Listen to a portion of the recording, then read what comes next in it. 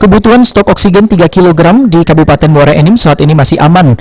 Dinas Kesehatan sudah mempersiapkan ketersediaan oksigen untuk merawat pasien yang terpapar COVID-19, baik di rumah sakit umum daerah maupun rumah sakit lainnya di Muara Enim.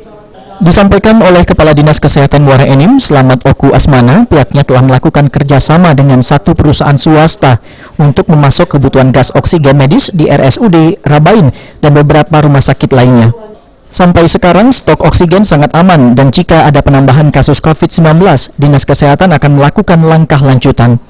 Atau ya gas medis itu kita dalam kondisi aman lah untuk di level pasien. Saat ini ya belum kita tahu kalau terjadi kondisi-kondisi nanti darurat ya.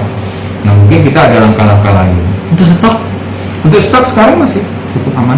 Berapa banyak? Ya ini jenisnya beda.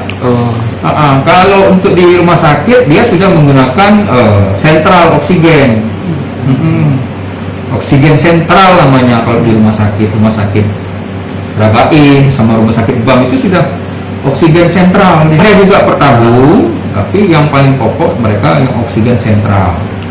Kalau kebutuhan kita, data yang ada di Kabupaten Muara Enim ini, kita 69.000 liter.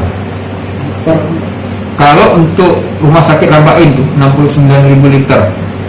Itu per minggu. Secara rutin pihak distributor yang kerjasama PT Legasin itu sudah selalu mensuplai. RSUD Rabain Kabupaten Muara Enim sendiri sudah bekerja sama dengan perusahaan untuk pengadaan oksigen medis dengan sistem sentral oksigen sehingga mempermudah penanganan pasien COVID-19. Mardiansyah, PAL TV.